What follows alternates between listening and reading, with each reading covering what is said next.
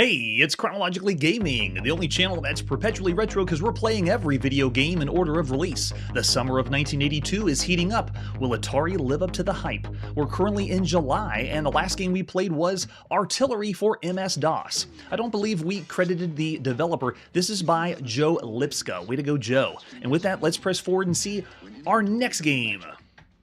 We'll be right back after this. Oh no. I would have changed the channel. Is your Atari getting boring? That's just terrible. Eddie Cochran is rolling. Oh, they changed it to Video Blues. No.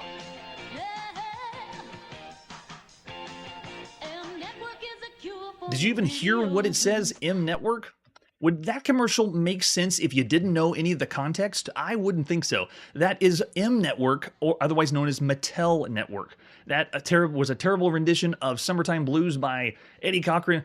Ugh, I want to shake it off. Ladies and gentlemen, this is Astro Blast for the Atari home computer. That's right, Astro Blast.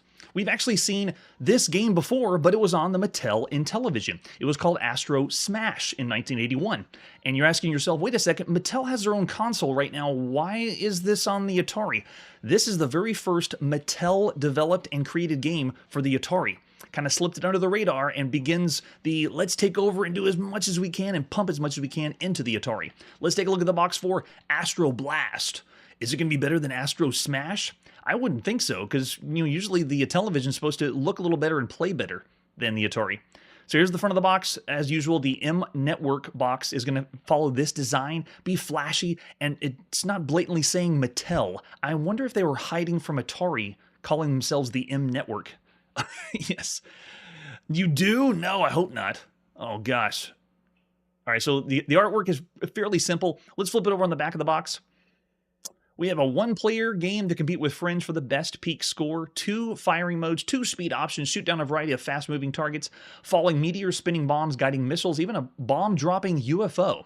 Computer keeps score. You can use either paddle or controller. Paddle is preferable. To play Astro Blast on your Atari game system or the Sears video arcade system. This is the first, if not the only, Atari VCS game that allows you to use both paddle and joystick. Most of them are programmed with joystick only or paddle only. This is the first, possibly the only, Atari game to allow you to do both. And there's even a rare case that you can have one of the versions, because this came in 2 different versions, where one of them, if you plugged 2 joysticks in and you hold them up or moving them in a certain way, it causes the game to move the graphics around in strange ways. No, I hope you didn't remember that ad. Oh, see, they are going nuts over the Atari. Let's take a look at the other artwork we have for Astro Blast. Besides the box, we also have the ad you would have seen at the time. Unscramble the M Network video game word jumble for fun and games. At the top is a few of the other games by M Network or Mattel. There we go, it does say Mattel Electronics. I only remember M Network. I had no idea it was Mattel whenever I played this as a kid. And who knew that Mattel was going to be coming over to the Atari? There is the cartridge, and it looks funky. It's because it's not an official Atari cartridge. Don't tell Atari. I'm pretty sure there was lawsuits involved. All right, after that, let's see what the manual is for Astro Blast. Should be the same, but M Network or the Mattel Network is going to make it a little flashy for us. Here's the instructions. One player versus the computer. Hit as many falling, fast-moving targets as you can. Move your laser base to avoid being hit yourself. Keep shooting as long as your bases last, and try for a great peak score. This game was slightly involved with asteroids, where when you blow up one of the asteroids, they broke into different pieces, but it's still a fixed shooter. You just move left, right, and fire. You start with 10 laser defense bases. Several things fall from the sky like rocks, white bombs, smart-guided missiles, and when your score goes over 20,000 UFO bombs. If your active laser is hit or a spinner lands, you lose that base. You get another base whenever your peak score goes up 1,000 points. As it goes higher and higher, more targets appear, falling faster. You mean we're supposed to get points? Haven't heard that one before. There you go, the controller. You use both paddle and joystick. How you move left and right. It actually is better to be preferable with paddles because you're meant to slide back and forth really well. Oh yes, that's right. We're going to see all those, Victor. They're all coming up. This is the very first of Mattel invading the Atari. For difficulty switches, does it do anything different? Looks like it changes the speed up a little bit. And then manual firing mode. I never messed with the difficulty switches too much whenever I had the Atari. I would pop it in and do some of the game selections or options, but I never really messed with the difficulty switches. To start the game, depress it and press the control button to begin the action. Move your active laser base to get directly under a target, then fire the laser. Avoid being hit by any falling object. We kind of understand how it works at this point. And then there's our targets. We got rocks, spinners, pulsars, and the UFO. If it's over 20,000 points, UFOs occasionally fly past, dropping bombs on your active base location.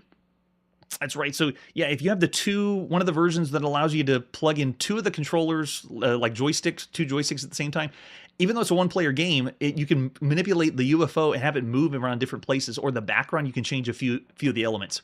Kind of a weird Easter egg. If you are hit, wait for the explosion to stop before pressing the button to continue. And there's the points. Everyone catalog them. We're going to get the high score. Score increases every time you hit any one of those. And then the background color is going to change whenever the score goes from one range to another. More points. And then the winning tips. This is a really nice manual for the time. Similar to Atari showing us the tips. Hey, thanks so much, Curtis. I appreciate it. We're at 750 now. Who knows where we'll go? Whenever you have a choice between big and small rocks, shoot the small ones. Don't shoot the ones close to you. The explosion can blow up your base. I typically don't read the tips here on the live show. It's more of, we're playing it for just a little bit of time. But it's cool that they give this to you. And there you got the 90-day limited warranty. We better play the game hard now before it runs out. For other versions, this was Mattel that originally released it, and then Telegames in regions in Europe, or PAL regions, and then I even have a hack called Better Blast that was there. It's that popular. Let's play Astro Blast by Hal Finney of Mattel Electronics in the beginning of July 1982. It's time to play Astro Blast. All right, I didn't see what they had for different options. If I push select, oh, okay, it's not really doing anything. What about option? No. Wait, is there only one game mode? They didn't do any other variations? Because on the manual, they didn't explain it. All right, let's just push reset. And we're in. Oh, they do have different ones. This is an auto-fire variation. Oh, yeah, this is just nuts. Okay, hold on. It doesn't give us an indication of which variation we're playing on. Yeah, it doesn't tell you what level or what game mode you're playing on. It just goes. All right, let's try it now. Yeah, it's on this auto-fire mode. I'm playing with paddle controls. You can see it's very smooth down at the bottom and very, very loud with the auto-fire. Every time you blast one of the asteroids away, it splits apart, and then when you get hit, you get exploded into thousands of pieces. Yeah, you'd say it would be too easy, but then we're already dying really fast. I want to reset because I wonder what option I put it on, and now I'm curious if the manual had anything. What did they say about game options? They have the difficulty switches and then the controller button to get underneath, but we have just the score and winning tips. Yeah, it doesn't have explanation about the game modes. Really interesting. Let's go back in. Yeah, for a shooter, it's pretty fun. I'd say it's limited, though. It's only a one-player game. It is only allowing you... Okay, there we go. Now we're not on auto-fire. It does allow you to have more control than the television version, using both paddle and joysticks. I'd say that would be the biggest feature. But yeah, paddle controls are really smooth for a fixed shooter like this. Oh, man. And it's a cool idea to blend asteroids with a shooter like, I guess you'd call this Galaxy instead of like Space Invaders, but move left, right, and fire. That's pretty much the idea. And then the more that hits the bottom, you lose points for it.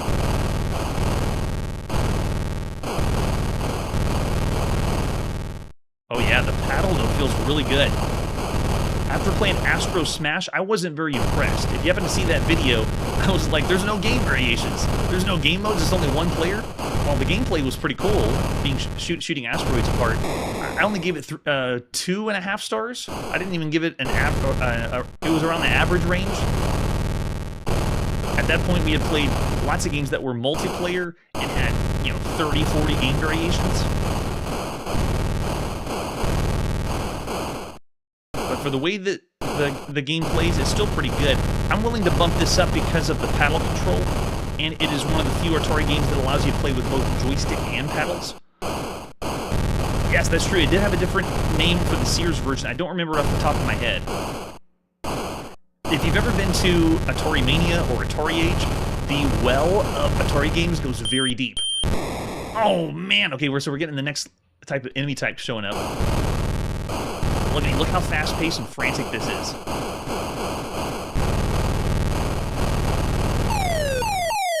There they are. And then we see the background color changed up. In a way, it feels like a classic Atari game. For console, though, now that we've seen everything that's available, it's very simplistic when you compare the other games that are out there for consoles. But it's still a really good time, very fun.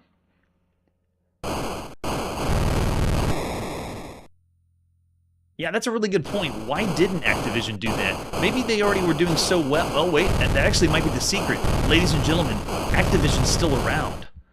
Maybe they knew how to manipulate the market and play the game the correct way. And they never made a system. They only made the software, and that's why they're still around.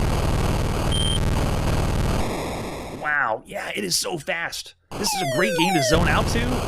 Go for high score points. Now, if we were only rating for Atari VCS only, I would be willing to rate this a little higher than average, maybe 3.5. But since we're rating these on every single console, oh yeah, if too many of them fall, you die. Since we're rating every single console, I still find this just a perfectly average game based on everything else out there. Yeah, it's a fun time. That's Astro Blast. All right, go ahead and throw your ratings out now in the comments. If you were in 1982, of everything else you could play on a home console, what would you give Astro Blast? I say it is better than Astro Smash on the Intellivision. This one I'm going to go for 3 stars of all the games you could play at back then. I see Mark's with me on 3. Yes, we don't want that kind of Activision either. We like to stay here in 1982 with this kind of Activision, or the Activision now. All right, so that was Astro Blast. Let's press forward and see what is next. We'll be right back after this commercial break. Since it was the only way to play Pac-Man on my TV, I got a video game system from Atari. It's not the only way to play Pac-Man. Because it's also the only way to play Haunted House. And that is true. It's almost too spooky, especially in the dark. An Atari system's also the only way to play Defender at home. And they're giving the hype for Defender. We haven't seen it yet. It's not released yet on the VCS. An Atari original. Yours is, though. Atari lets me play all these great home video games. Wonder what they've got waiting in the wings. All right, so it's time for the latest issue of Atari Age magazine. Let's see what's cooking up in the world of Atari. This is the July-August issue of Atari Age. So let's see what happens or what's going on in the world of Atari. I really enjoy the color they have on the Atari Age front, and they broke open their Atari 2600. Look, it's the guts. So cool. All right, let's open it up and see what's new in the world of July and August of 1982. You've always wanted to open up your Atari computer system. Probably someone did, but this is pretty cool. They're breaking down what's inside of your Atari VCS. All of the ones that want to tinker and play around, and it tells you all the different the parts of your Atari system. Yeah, it does kind of look like that. I love the cover of Atari Age. The logo is awesome.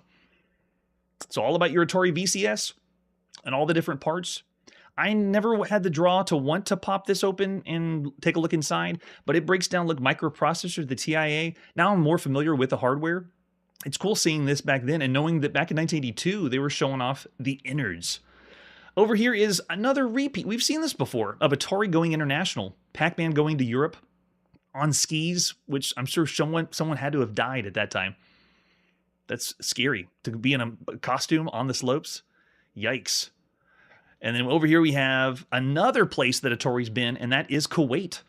They're having a Dodgem Championship there. And then look, I don't know if you can see on the picture, there is Pele going to the Mideast as the Atari Goodwill Ambassador. They had a Dodgem competition, game variation number 1. For 10 days before the competition, Atari units were set up at the club to let eager competitors practice their driving skills. Dodgem, of course, is the head-on variant for the home console, and it's really good. It's pretty much just as good as the arcade. Oh, that's true. Nowadays, we have Atari on a chip or Mr. Systems. I mean, It's totally different now compared to what it was before. All right, let's flip on to the next page. We have an ad for 2 new Atari games that you can start buying now. They say Demons to Diamonds is going to be out in July. You can go ahead and pre-order. Order it before it comes out. What are they talking about? And then over here is Math Grand Prix, which I think comes out also in July. What does it say? Yeah, these are both July releases. I don't know who's going to pre-order Math Grand Prix. Do you really need it that bad? No, don't order Math Grand Prix. So you can call toll-free. What is this? $22.95 for Math Grand Prix, but $26.95 for Demons to Diamonds. Demons to Diamonds. I had never heard of this until I saw AGVN. So check out that if you get a chance. It is awesome. And then over here is the Super Friends, Atari Super Friends. It's the Atari Force comic that's going to come with some of the game cartridges. So coming up later when we see the newest releases, we may see the Atari Force comics. I don't think we're going to read through the entire comic, but really funny that they had these. It's going to be in the August release of Berserk, so tune in for August 1982, whenever that would be. We have so many games to get through. And then here's the part I like best about these magazines is the sneak peeks. Things are really jumping at the Atari headquarters. Yeah, things are really jumping. We know what's happening. Here's a sample of what we learned about the coming attractions, the home video games that are coming out. They say in 1982, when the year began, Atari announced an ambitious schedule of 12 new VCS game cartridges by the end of the year. Now the plan has been revised to include some more cartridges, an astonishing total of 17 planned releases for 1982. This magazine, Atari Age, by the way, is strictly Atari. There is no Activision, there's no third-party mentions at all. So M Network, you're not going to be mentioned in here at all. Yeah, I'm really excited for the Berserk one. We've seen clone after clone of Berserk. I want to see the official Berserk on the VCS. Then we have big news for the electronic athletes. They have Real Sports. Anybody remember the Real Sports series? I remember it mostly on the Atari 5200, not so much on the 2600, but that's coming out soon too this year. And then they have a little blurb about Dig Dug. You'll dig Dig Dug. The folks who brought the world Pac-Man have created a brand new personality-packed coin video game, which Atari has just started manufacturing and distributing. So we're going to see Dig Dug soon as well. That's exciting. All right, let's flip to the next page. Anybody remember this McDonald's ad? You deserve a break today. An Atari break today. I don't know about that.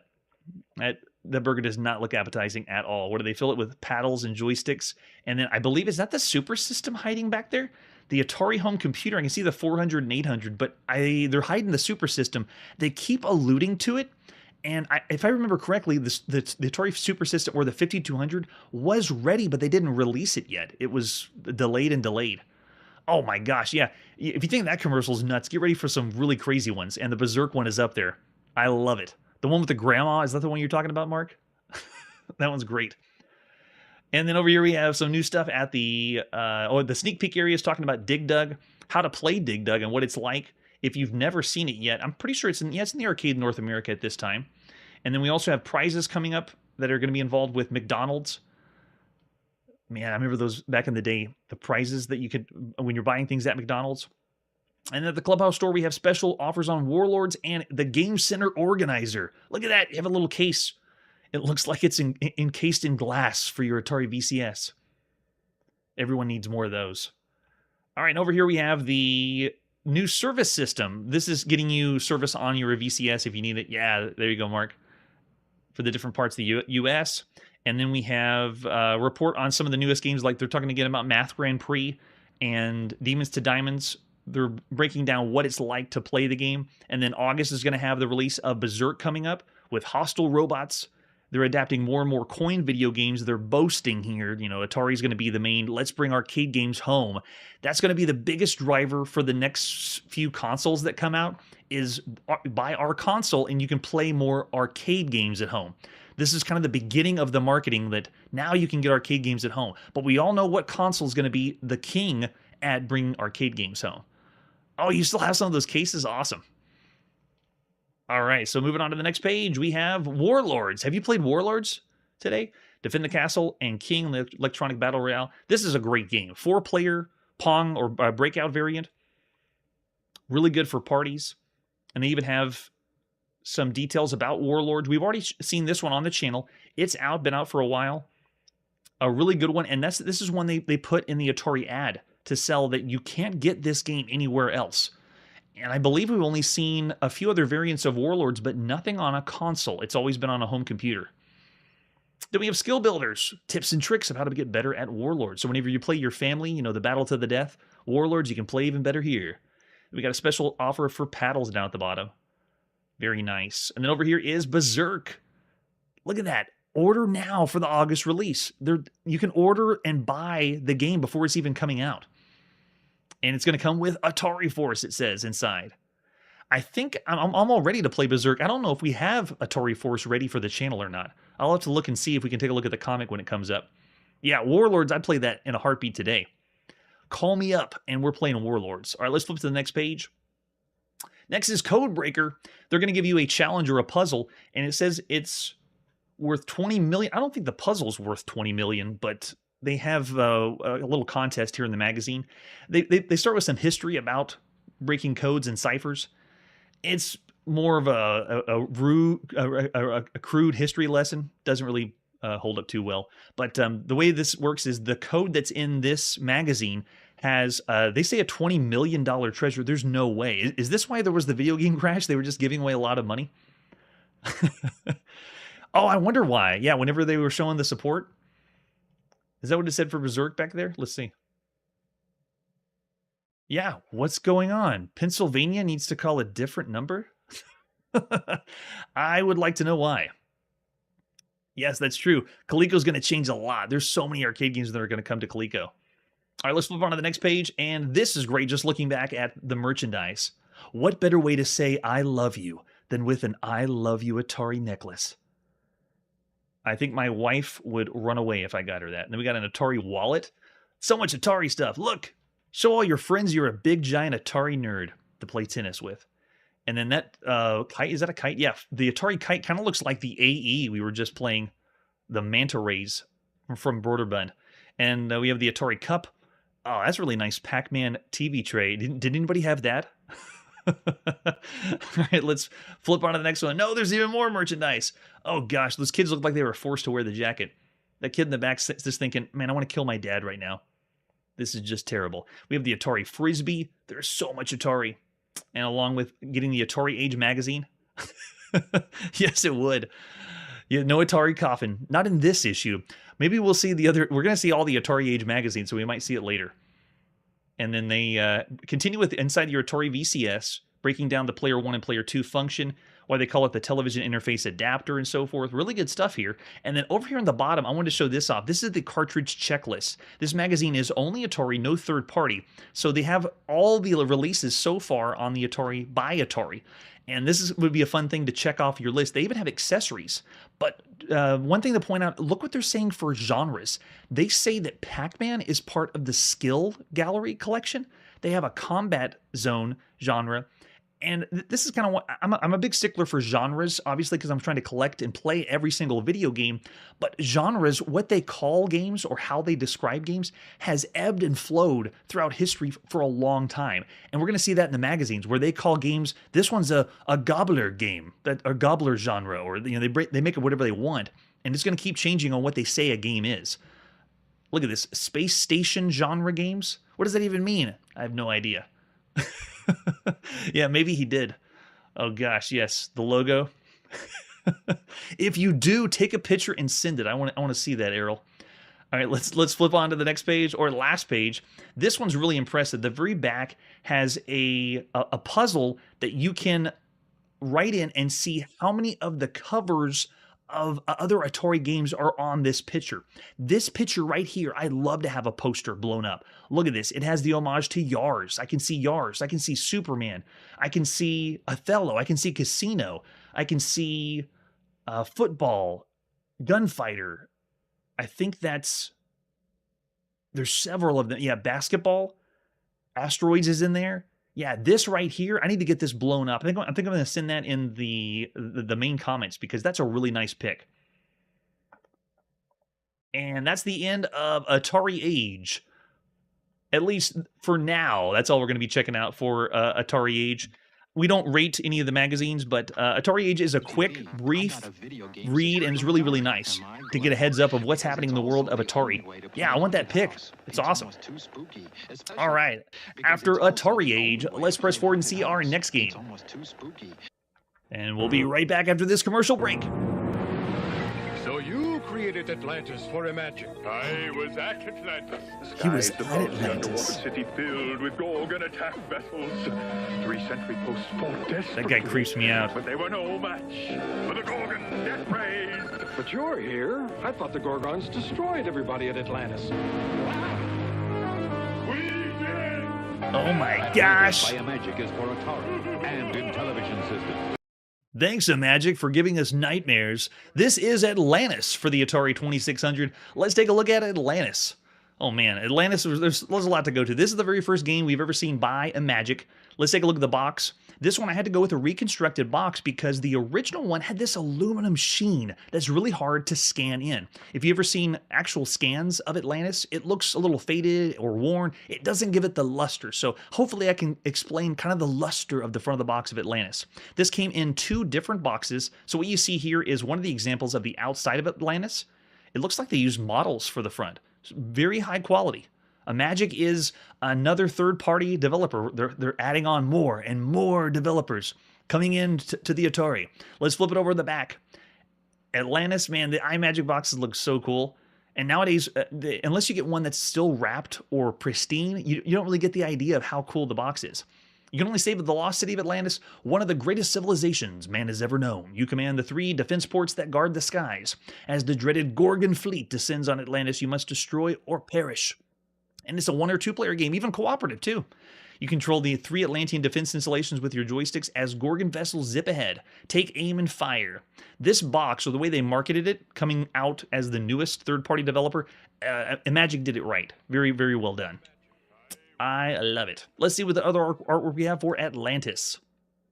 This is the other box you may have gotten, and this one is the actual scan. You can see how the aluminum really doesn't go well with the scan, but this would be the inside the city type box. So 2 different box covers that you would have gotten. Collect the whole set, at least Imagic wants you to. And then there's the back of the other box. Again, it's so difficult to get the right scan or make it look correctly. And then we also have the ad, or one of the ads you would have seen at the time. This one is a contest that Imagic did where you would get flown out to, you fly out to Bermuda to do this contest of the best top scorers of Atlantis. You and a friend or a parent go to Bermuda to compete in the Atlantis payoffs. Treasure chests. 3 run-ups will win $1,000. But the best part of the contest, it says, oh yeah, you have to enter by October 24th, 1982. If you do win the contest, you win Atlantis 2, which is super rare. Well, not super. There's way more rare on Atari, but much more rare than the original Atlantis. Isn't that amazing? That's true. Are they copying the rainbow? It looks kind of similar. Yeah, look at that. Adding the colors on there. And there's the cartridge. Again, looks a little different and strange because it's another third party entering the market. And we also have one of the ads, one of the marketing tactics inside of the video game store. Anybody remember this? I'm telling you, that guy's creeping me out. And then we have the cartridge or the alternate cartridge. So the same with the front of the box. They made 2 different variants that you could have seen. Nice touch, Imagic. With an example of the screenshot. The cartridges, there's more than 2. I believe there's 4 different cartridges that you can find in the wild for Atlantis. Let's take a look at the manual we have for Atlantis. The ancient city of Atlantis, a city beneath the sea. A civilization greater than any the world has ever seen. One day a low drone is heard throughout the ocean metropolis. Then the stars go out. Gorgon vessels fill the sky, pounding the city mercilessly. A cry reaches every citizen. Defend Atlantis before it becomes a watery grave. Atlantis and the Gorgon fleet. Man, there's so much lore to this. It's a very, very simple game. Very easy to play and understand. We have 3 defense guard posts that guard the skies over the metropolis, and the ominous sound defending the sea surrounds the city. The Gorgon fleet, fierce warriors intent on demolishing Atlantis, assault in force. How long can the city withstand the assault? The game objective is pretty simple. Just defend Atlantis, blast all the Gorgon vessels, shoot them all up. In a way, this game was originally inspired by Colony 7 in the arcade, and there never was a home port or anything brought home for Colony 7, but Colony 7 allowed you to have a cursor that moved around the screen. This one does not. On the Atari, you're just controlling when the 3 different turrets shoot. The game ends when all 7 Atlantis installations have been leveled and none is left in reserve. Yeah, this one is classic, definitely. There's our console. This manual is really top tier too. Breaking down what you need to do. Difficulty levels do not affect gameplay. Very nice. You have the fire button, and then depending on where you move the joystick is which turret's going to fire. Yeah, you control all 3 Atlantean defense installations. The Acropolis command post defends the center.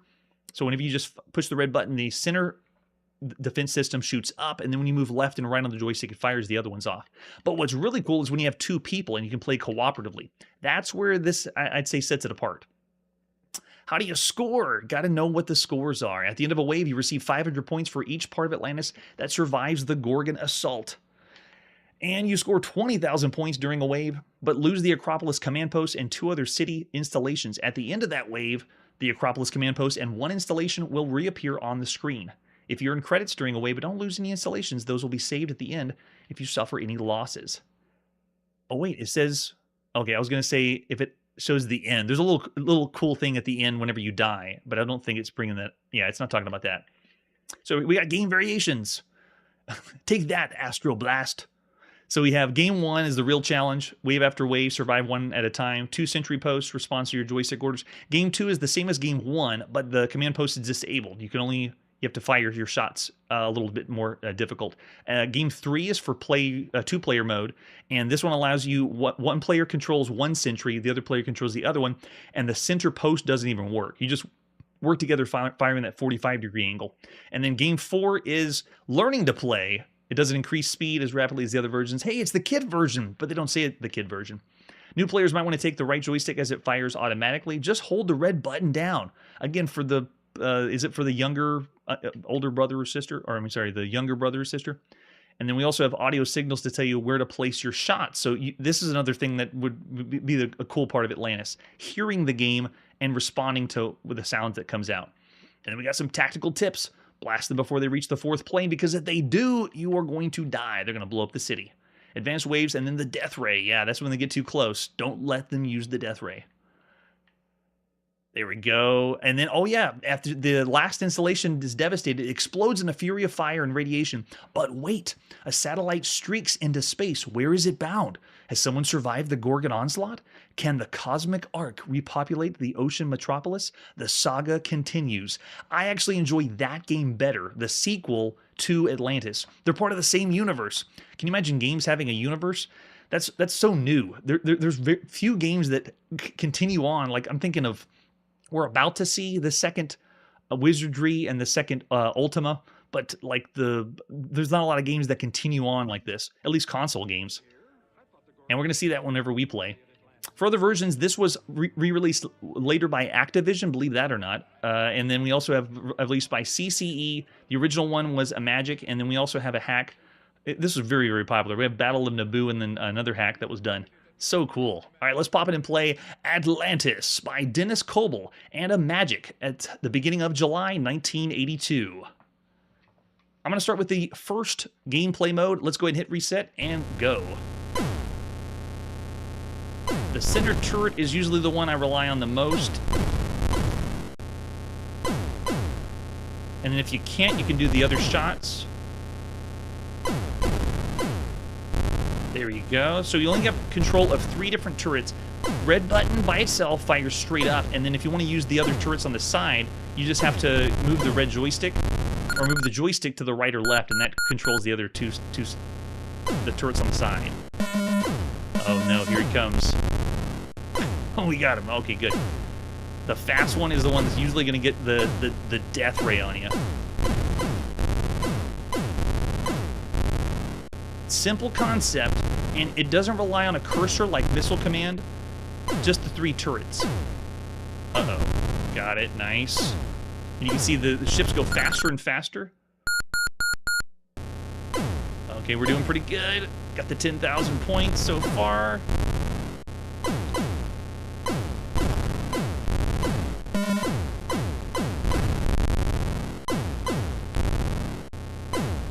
Competition is tight. Oh, there it is. The death ray wiped us out. So now we can only use the sides. Our middle turret is down. I repeat, the middle turret. Oh, we're back. Okay, we got it healed after the end of the round. Don't let him get close. There it is. They got us again. And we're back.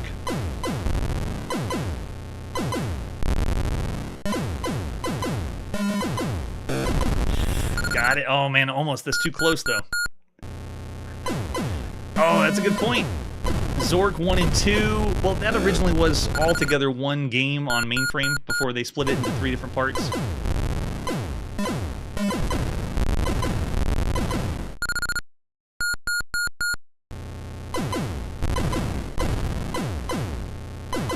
We only got side turrets now. They're getting faster. Okay, we still have our side ones.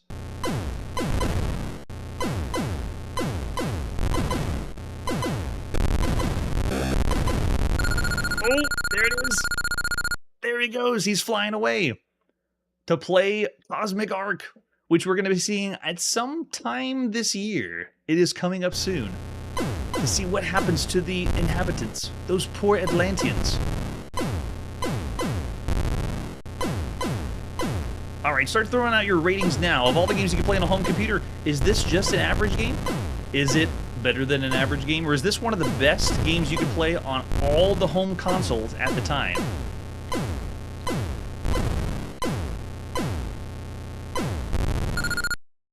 The gameplay is simple, but because you have 3 different turrets to concern yourself about, it makes the gameplay more engaging. And every time you play, you want to be able to try to do it better than you did the last time. That's a really big draw for wanting to get in and get the high score on these games. Go! Oh, I missed it. Oh, I love it. Yep.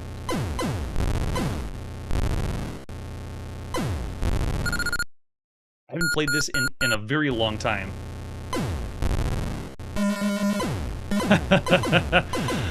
Mark's already thrown out 4 stars.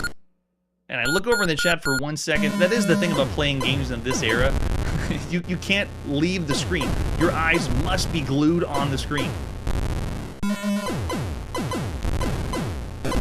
Yeah, you don't have much of a choice, but I will say it does get a slight bump from me because the 2-player mode. Being able to play cooperatively on a game is a nice touch. Uh-oh, nope, not looking good. We're getting close to the end.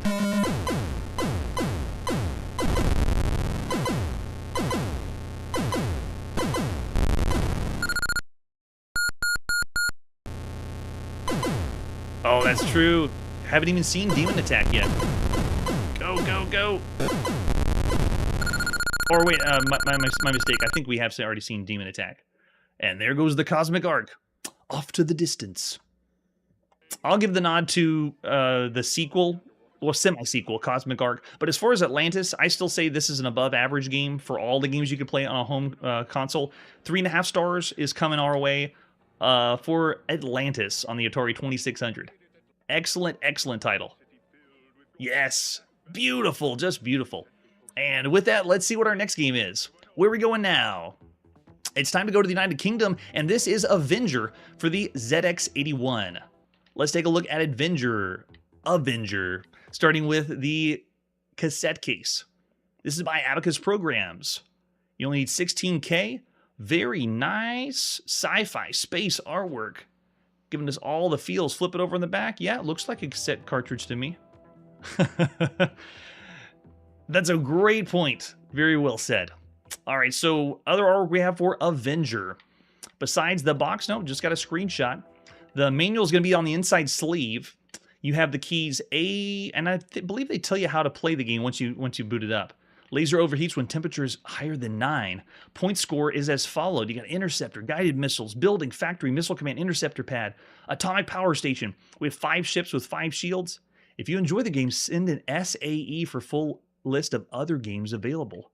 And then this has no controller. You're playing this on that membrane keyboard, i.e. you're playing on a flat key, totally flat. There's like nothing, not even a bump on this keyboard. for the controls. No, I don't think anyone's getting a ZX81 tattoo anytime soon. All right, let's pop in that cassette and play. Well, pop in the cassette player to your ZX81 and play Avenger by Kevin Flynn of Abacus Program, or published by Abacus Programs at the beginning of July 1982. You command the Zarkon spaceship Avenger. Check out the controls. Up and down is A and Z. We're going to see that a lot on most of the computers from the United Kingdom. And then laser and bombs. And then you can only do certain combinations. You can only do up and laser, or down and laser, or laser and bombs. So you can't do multiple combinations. You use those to attack the enemy planet while protecting yourself. Aliens fight back with missile-firing interceptors and guided missiles. Points are scored as followed. L's indicate by target will be destroyed by the laser. And you can see you got to use a lot of your imagination because it's really not even graphics. There's no graphics mode here on the ZX81. And there's also no sound, so don't adjust your speakers now. You only get to hear my voice. The top line display gives you the time, point, shield, and temperature of the laser. The ship has 5 shields. 1 is lost for each hit from an interceptor, 2 from a guided missile. The temperature from the laser rises as it's fired, and firing stops when it exceeds 9. So we have an overheating mechanic here. All right, so level of play, we're going to start with level 1. Good luck. We'll need it. There it is. We are playing Scramble on the ZX81. Check it out. Take a look at the animation they decided for the bombs. They fire out forward and then drop, which is very different than any other Scramble variant we've ever seen. They go way, way out and then dive down afterwards. Where's my laser shot? Okay, I see it. Okay, we can go way harder. I thought it was going to overheat, so I was being a little bit more gentle on the laser button. Let's see. Yeah, you can just hold... there it is. You can just hold it down. What about bombs? Are bombs part of it? No, okay, so just the laser does it. And I can just hold down bombs, but you can't bomb and move. They put a limitation where when you're bombing, you have to stay still. Up and down does not respond. Gosh. If you're really using your imagination, manly, yes. I can see it, though. I see the land speeder. We're going to see so many copies of Star Wars and Star Trek. I do enjoy how it feels like I'm breaking off pieces of the landscape using the bombs, but I don't enjoy how powerful the other ships are. When they fly at me, they're firing nonstop volleys. It feels like I can't even get by. Yeah, see how it looks like I'm breaking apart the bottom? That's so cool. Die. Oh, he got me. And you only have so many lives. Or ships left. It's a nice touch giving you the shield. See how I broke apart my shields? I had 5, now I'm down to 3. What in the world did I do? Did I blow up? Wait a second. Am I supposed to avoid something on the ground? I bombed something, and it caused an atomic explosion across the screen. I wonder what it was. Die. There we go. All right, so if you have only the ZX81 in the United Kingdom right now, this would be pretty cool. There it is, yes. The O's at the bottom, or the letter O. If you bomb the letter O, it causes the atomic bomb to go off. There's our total score. They give us a hit ratio. Very nice. You done inflicted enough damage to secure the planet. Oh, darn. And they show, they have a high score table based on what level you played. So if I push P again, does it go? It does. It lets us pick a different skill level. Now, I know I'm going to die. Let's go ahead and do level 5 and crank up how crazy it is. Yeah, putting the whole atomic bomb explosion, I was impressed. That's pretty cool. You can see the shields breaking down. So this is level 5 difficulty. Wow, we're already dead. They tear our shields down so fast. And that time I just crashed. Did I overheat? Is that what it was? Yeah. Our laser is overheating a lot faster now, so you have to think about the timing of your shots. Look how relentless that ship is with the bullets, though. Gosh, yeah.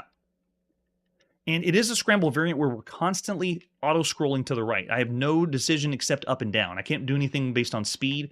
Am I even going to be able to affect that? No. All it is just move up and down. It is a true Scramble variant. There's the O's. If you bomb them, though, we can make... I want to make the atomic bomb happen again. That's pretty cool. Looks like, yeah, here we go. Let's see if we can bomb it. There it is. Fills the whole screen. Very nice. Yeah, it does feel that way. There you go. That's Avenger. It was so quiet. It's so quiet on the ZX81. For the Avenger of all the games we can play on a home computer, I'd say Avenger is, honestly, it's a really good time for the ZX81. If it was only ZX81, I'd go 4, maybe even close to 5 stars. But considering everything else we could see or play on a home computer, I'd say this is around the average range, 3 stars. Considering think of the other Scramble games we played, or shooters or shoot-em-ups. 3 stars is perfectly average for 1982. But that's not all. We also have Avenger for the ZX Spectrum. We're not leaving the United Kingdom anytime soon. Did you want to play Avenger and have some sound? Did you want to play Avenger and have some color? How about all the colors of the Spectrum rainbow? Let's take a look at the box for Avenger. There it is on the ZX Spectrum. It even looks brighter on the box. Here's our other artwork we have for Avenger. At the time, in magazine ads, this is what you would have seen for the ZX Spectrum. Did they say anything about the ZX81? They don't here. I know they were released pretty close together. I don't really know for sure if they really were, but for the purposes of just comparing the two, why not lump them together? We have quick-firing bombs and lasers. Only £5. Man, the games are so cheap in the UK. And here's the cassette you would have popped in your ZX Spectrum to play with the full sleeve out of your cassette. And an example of the screenshot. We also have inside the sleeve. This should be the same controls. Yeah, made by the same person, Kevin Flynn. Controls are Q&A, and then we have the same similar controls, bomb and laser, but it doesn't say anything about limitations here. Like we can only push a certain amount of buttons at a time. All right. Don't try to break into the program. It may crash. Noted. And we also have several different versions. It's time to pop open the ZX Spectrum and play Avenger by Kevin Flynn, published by Abacus Programs. The beginning of July 1982. See, there's the keys. I love how they do this. Home computer games should always have instructions like this. They tell you how to play. It would have been an awesome Game & Watch game, right? The scrolling horizontally would have been really good. I see Errol's rating. Well, if it's not 3, Errol, then what would it be of all the home computer games? All right, so this one explains all of the enemies, the Alien Interceptor, missile, launch pad, guided missile. Very cool, and they color-coded everything for us. There it is, the atomic power plant. So on the ZX81, that was represented by the 0. Now we know what it looks like. Don't hit that. Yes, I want to hit it now and see what it's like. Oh, I see. All right, so the laser also can overheat, and we can just go. Let's start with level 1 again and see what that's like. Good luck. All right, there's our bomb. There's our laser. Oh, we already got hit on the first try. So we have our limited sound effects for the ZX Spectrum. It isn't doing any favors, though. I'd actually say the ZX81 was playing smoother. Oh, man. Your death sounds like a computer has died or crying. We have our bombs to take them out. Very nice. Yeah, this one feels so clunky. The horizontally scroll is very jerky. Like the developer hasn't gotten used to programming for the ZX Spectrum. The ZX81 seemed to be smoother, but you have to admit, though, they were doing a pseudo-scroll, only scrolling certain elements to make you feel like it was scrolling. Oh, yeah. If you think the ZX81 was trash, then this one must be utter garbage.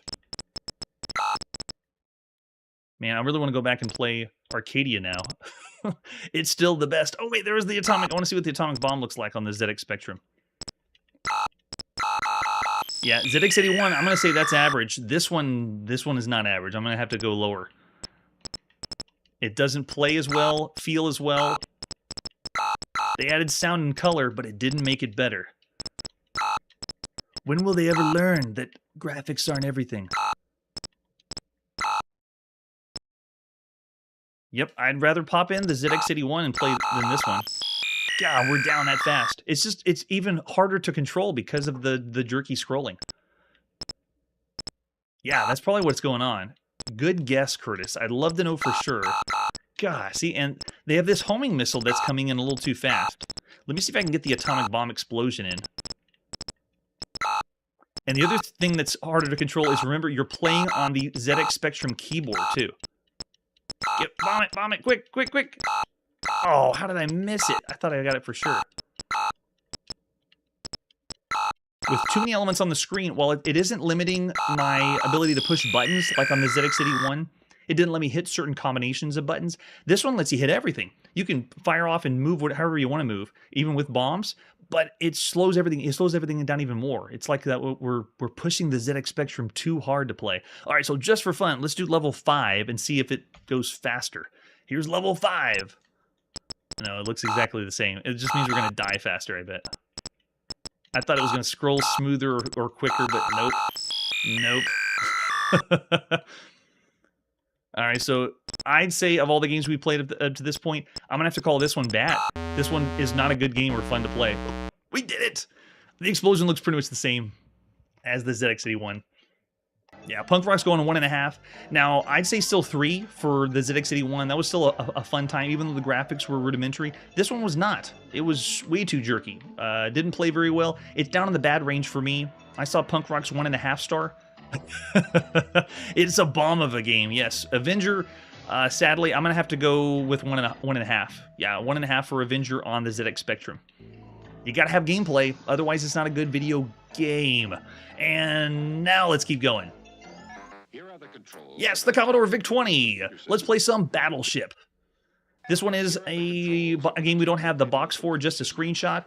We have, 2 different examples. This is by Robert Hurst. It was re-released in 1984. The first one was part of Innovative Cassette number 1 in 1982. So this is part of a compilation, and we're just sucking out the game from the compilation. So just bear that in mind. It's a small Battleship game in a compilation. Let's play Battleship, published by Melbourne House and made by Robert Hurst at the beginning of July 1982. It's Battleship. Enter the position of your ship's coordinates. What we do, why did they do that? Why does the Commodore VIC-20 do white on cyan? You can barely see where I want to put the battleships. Look at that. And they put a tiny white dot. You can't even make that out. All right, so let's put the next one at F3. Okay, that's better with red. And then how about H2 and J1? Oh, wait, sorry, J, comma 1. All right, sorry, J, comma 1.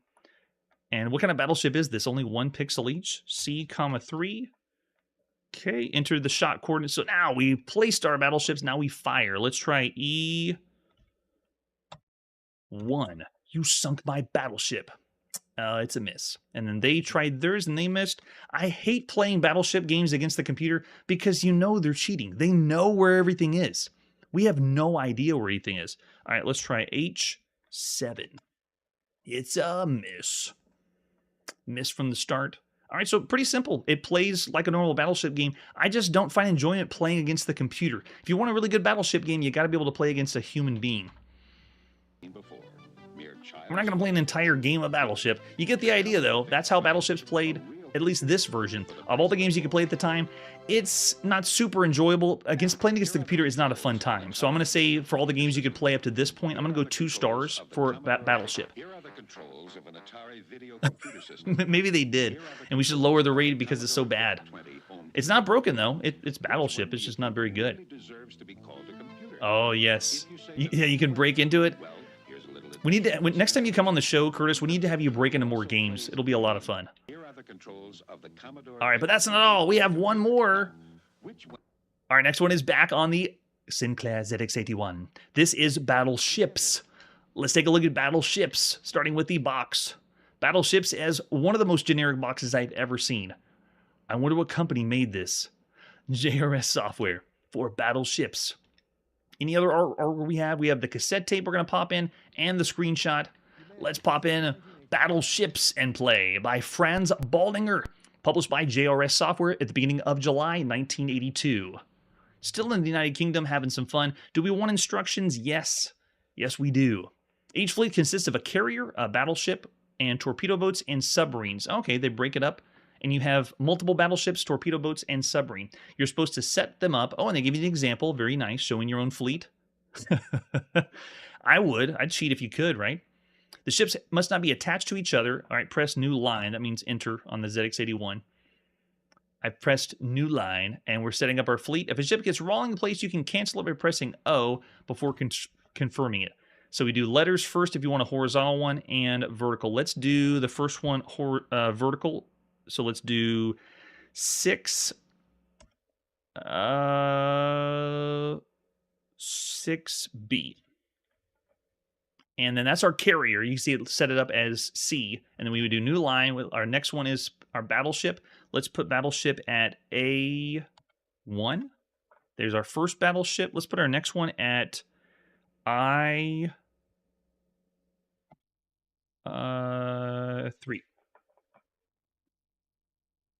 Oh, it won't work there. Sorry, G3. G. There we go. And then let's do E2. Will that work? No, I don't think it'll work. 2. E.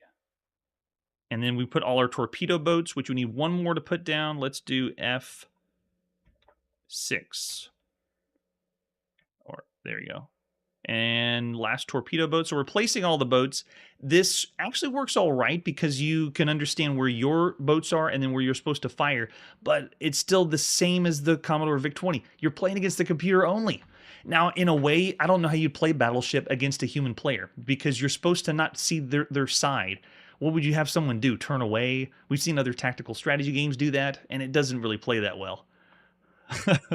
Yes, we should. All right, so you see, that's how you place the boats, and then you make your guess for where you want to do the hits. You get the idea. There's battleships for the ZX81. I still say, of all the games you could play at the time, it's not a fun affair because playing against the computer, they just cheat. They really do, every single time. So I'll still say 2 stars for battleships on the ZX81. You might have some enjoyment on a certain rainy day, but between these kinds of battleship games, they're not extremely enjoyable. All right, it's time to put our video game playing on pause. Tune in next episode where we see some new releases on the Atari home computer and the July issue of Byte magazine. That's it for today, and like I always say, you can do anything if you set your mind to it, except score 500 million points on Stargate. Hey everybody, thanks for checking out the channel and joining me on my quest to play every single video game every weekday at 9 p.m. Central. So join us and let us know if we missed any games along the way. This video would not be possible without Launchbox, RetroArch, and MAME. Tell all your friends there's some crazy guy named Chronologically Gaming trying to play every single video game. We have links down below that'll send you to places like our Discord and Patreon, and one that says all the video games we've ever played. If you go there, it's a list of everything, and you can click right to the game you want to see. Chronologically Gaming is the name to look for. We are perpetually retro, and we will catch you next time.